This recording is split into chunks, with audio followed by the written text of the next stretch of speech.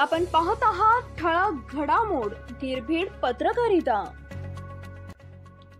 वाहनातून डिझेलची चोरी करणाऱ्या टोळीच्या आवळल्या मुसक्या, शिक्रापूर पोलिसांची धडक कारवाई।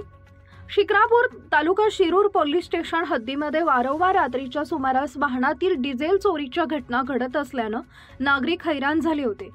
दरम्यान या डिझेल चोरणाऱ्या टोळीचा पर्दाफाश करण्यात शिक्रापूर पोलिसांना यश आले। पोलिसांनी सुनील रामचंद्र दुबे, ओंकार शिवाजी घाडगे, सुभाष दगडू मालपोटे, संदीप तुळशीराम वाघमारे, कुणाल सोमनाथ पवार व गणेश भाऊसाहेब मुरकुटे या 6 जणांना अटक करत डिझेल तसेच 2 कार जप्त केले।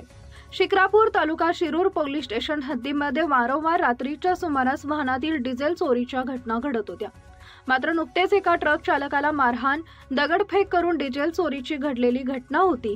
दरम्यान शिक्रापूर पोलीस सर्व डिझेल चोरीचा तपास करत असताना एक नंबर नसलेल्या स्विफ्ट कारमधून युवक चोरी करत असल्याचं समोर आलं। त्यानंतर कोरेगाव भीमा परिसरात नंबर नसलेली एक स्विफ्ट कार संशयितपणे फिरत असल्याची माहिती पोलीस निरीक्षक दीपरत्न गायकवाड यांना मिळाली।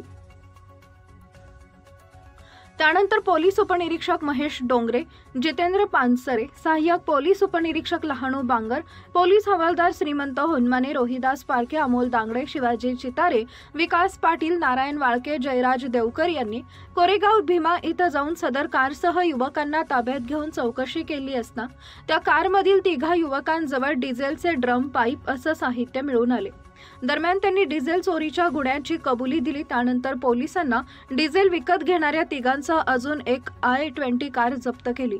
सदर गुन्ह्यात पोलिसांनी सुनील रामचंद्र दुबे वय वर्ष 35 व ओंकार शिवाजी घाडगे वय वर्ष 22, दोघे राहणार काळेपडळ हडपसर पुणे, सुभाष दगडू मालपोटे वय वर्ष 43 राहणार कातरखडक तालुका मुळशी जिल्हा पुणे, संदीप तुळशीराम वाघमारे वय वर्ष 23 राहणार खांबोली तालुका मुळशी जिल्हा पुणे, कुणाल सोमनाथ पवार वय वर्ष 27 राहणार माळवाडी तालुका हडपसर जिल्हा पुणे, गणेश भाऊसाहेब मुरकुटे वय वर्ष 46 राहणार शिरसवडी तालुका हवेली जिल्हा पुणे या 6 जणांना अटक केली आहे। या आरोपींनी पोलीस स्टेशन हद्दीमध्ये तब्बल 5 ठिकाणी डिझेल चोरी केल्याची कबुली दिली आहे। सर्व आरोपींना न्यायालयात हजर केले असता न्यायालयानं त्यांना 3 दिवस पोलीस कोठडीत ठेवण्याचे आदेश दिले। तसेच पुढील तपास पोलीस उपनिरीक्षक महेश डोंगरे करत आहेत।